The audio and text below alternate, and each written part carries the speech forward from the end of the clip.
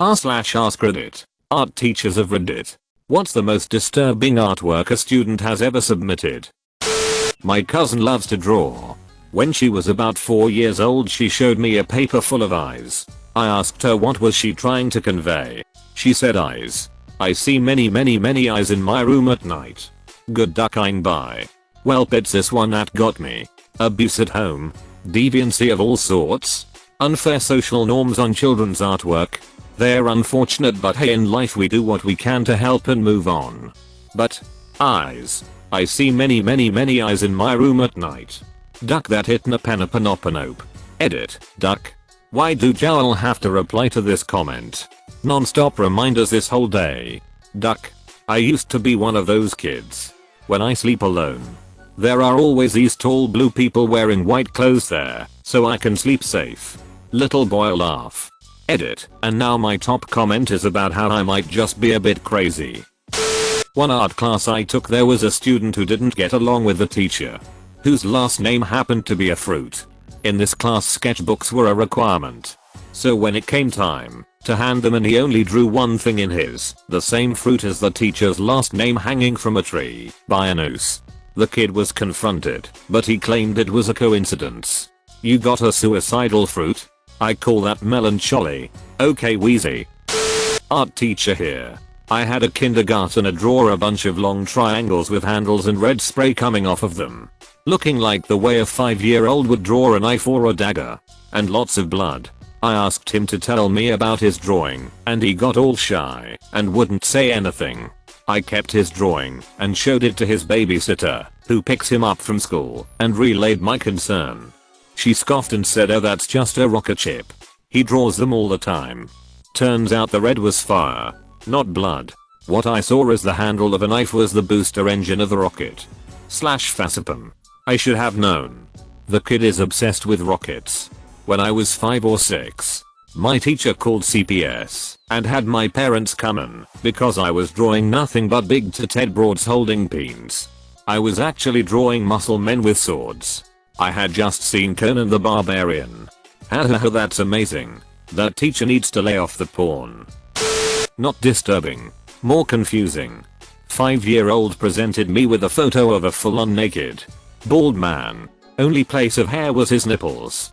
When I asked why, he responded, "So he won't be cold." I couldn't argue with him, but could only recommend that he give him clothes too, just in case. Clarification and edit. 1. Yes, I meant drawing, not photo. Thankfully, I commented quickly. 2. I wish I took a picture, but this was during an art camp and they have a strict no cell phone/electronic device policy. Even the campers can get in hit for taking out their phone, unless strictly given permission to use it for reference. This is especially enforced with small kids, even with extreme background checks. You can never be too careful. 3. I taught art at 3 different places for 4 years before I began my current, and thankfully full-time, job. 4. Other things I've seen: a child paint a horse with legs that looked like peens. Several adults, at different times, lick their paintbrush out of curiosity. Teachers refuse to have male students use purple or pink, since they are girl colors. A 13-year-old hit his pants. A 14-year-old hit her pants. An 8-year-old hit her pants. A 4-year-old pissed his pants and then on my foot. An 11-year-old pissed her pants at the beginning of the day and decide to sit in wet pants instead of getting a change of clothes. A 12-year-old hit his pants and refused to change into anything but a diaper fashioned out of tension bandages from a first aid kit. Helicopter parents scared of their son getting paint on his hands. A teacher tell her kids to all shut up to ask for Wi-Fi, then proceed to leave the room in a huff to speak to a manager when I apologized and said we didn't. A teacher tell me to not allow any of the students with mental disabilities to answer any of my questions, even if they're the only ones with their hands up. A kid bust her arm right open on a paper towel dispenser. I still don't know how this happened. An 86-year-old woman who couldn't walk give up her wheelchair to me when 911 was called and I couldn't walk. A teacher call people from Mexico red people and people from Asia yellow people. A child with little communication skills paint the most amazing landscape of a person on a beach. that she simply said was her. More people than I want to admit who don't know that blue is a primary color and that green isn't made by mixing orange and yellow, and the most amazing / important, that everyone is an artist. Because art is a way of expressing yourself. And just because you're struggling with drawing or painting doesn't mean you're bad at art, you just simply aren't using the right tools for you. As a kid, when I really liked the way a drawing of a person, I always drew people. Turned out, I would draw food near them so they wouldn't get hungry and die. I would go back and check to make sure they were still on the page and feel glad I had the foresight to draw in a basket of oranges or whatever. If I didn't especially like a drawing and didn't give it food and saw later that the figure was still on the page, I knew that was just because I hadn't drawn them well enough to make them real. I think this is the first time I have ever articulated this. Edit. This was a nice thing to wake up to. Guys. Cheers. And thanks for the double gold. Here's a second anecdote about my childhood art. When I was in kindergarten I won a goldfish at the fair. Actually, I spent all my tickets trying to win one. And the dude felt sorry for me and just gave me one. It was my first pet. It lived for 10 days. Then died. For the next year, I would draw this fish over and over. Same exact drawing each time. Orange fish. Draw a big circle around it for the bowl. Scribble in some blue water. Done. Repeat. Repeat. For a year. We had stacks of these fish drawings and my mom was afraid to throw them out for a while because she didn't want to interfere with my grieving process. I love this so much. So kind of you to feed them. I was an art teacher at a violence against women shelter. I worked with kids of all ages. And sometimes if they didn't want to do art, they would read or play with the toys or color. One day a 4-year-old wants to read me a book. He can't read. But I say sure, why not? A few minutes in I realize he's telling me the story of his mom having a meltdown the morning he was evicted and the police came to his apartment. He's just flipping pages casually telling the story, somehow relating it to this book. Although it may not be so disturbing, it was really sad. Another time I told this kid to paint whatever he wanted. And I just found out he had been sexually abused for years. He painted the word hope. I hung it up. Not disturbing. But that's something that has stayed with me. Edit. Didn't realize some people thought they were the same kid. The kid who did the hoe painting was 11. The kid who read me the story was 4. Close bracket. I had a similar experience when a kid was reading me a story about crossing the desert when her family came to America illegally. It was a sad and scary story. And I'm sad she went through that at such a young age. Wait. Do kids think books are just things we hold while making up stories? When I was a kid, like 8 or 9, me and my siblings would draw bubble letters of our name, huge, on that told to me connected printer paper, and inside the letters we would draw stick people being forced through torture chambers. Like dying in acid pits, and acid rain, and dying on spikes, and eaten by ants, drowning, etc. At the time it seemed perfectly normal. I even hung these masterpieces up on my bedroom wall. My parents didn't say anything about it. Looking back, I can see how that might come off as disturbing.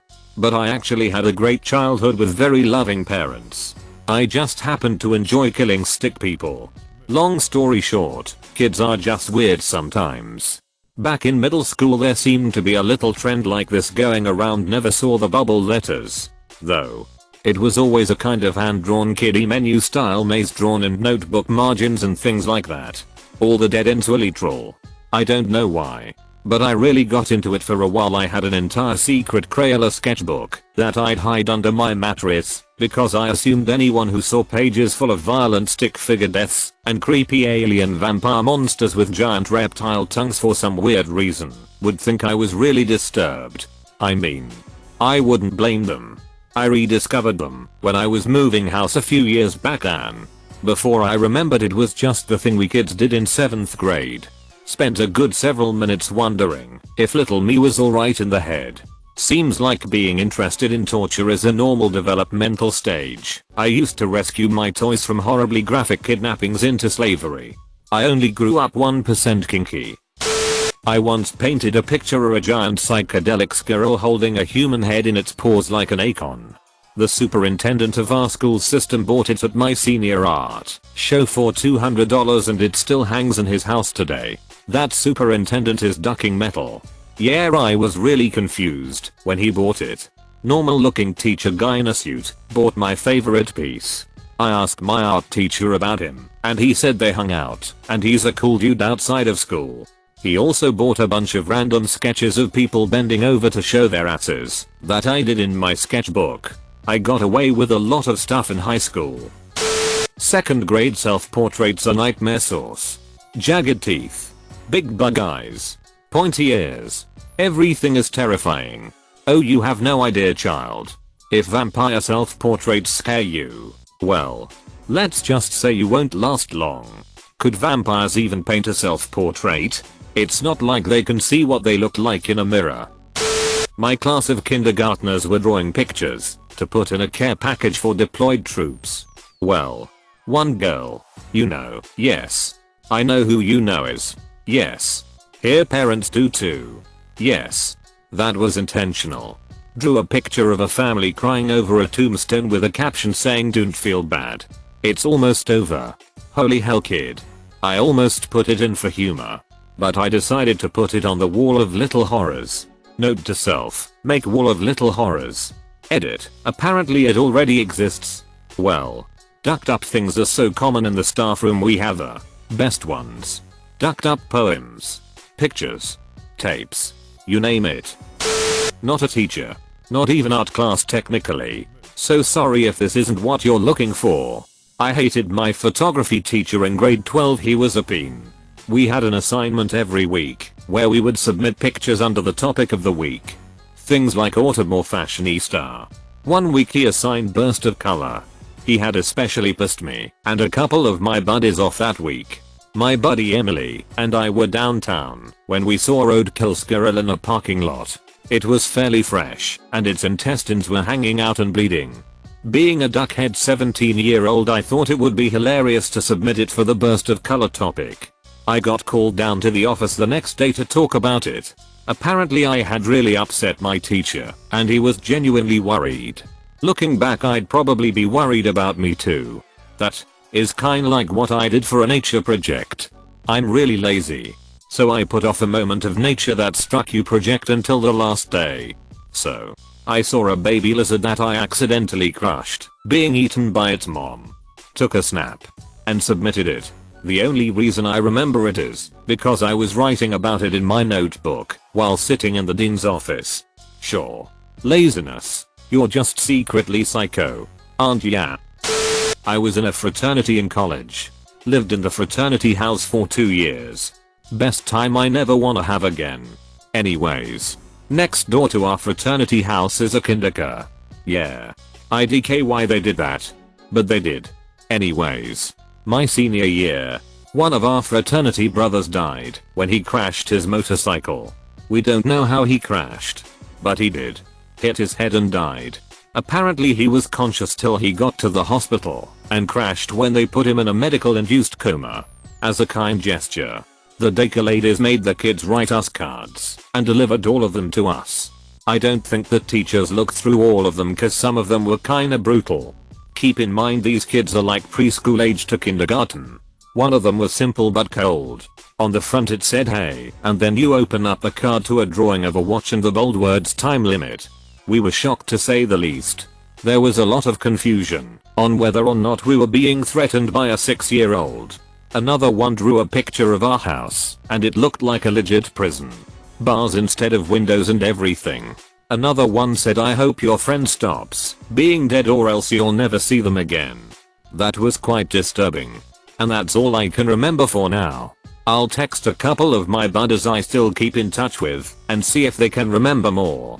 I'm pretty sure with that one the child just didn't fully understand the concept of death and genuinely wanted you to have your friend back. My grandmother's funeral was last Thursday and my 3-year-old nieces put some drawings they made for her in the grave. Instant tears for me all over again. One of them also asked my sister who's going to be Nana's mummy now. Definitely still doesn't have the concept of death down. but trying to understand best she can. A bit of an apocryphal entry. My mom is an educator. She told me of a student she had who admitted that he had once been sent to the school psychiatrist. You see, he drew all of his crayon drawings in black. Houses and families, done in black outline. Animals and oceans, black.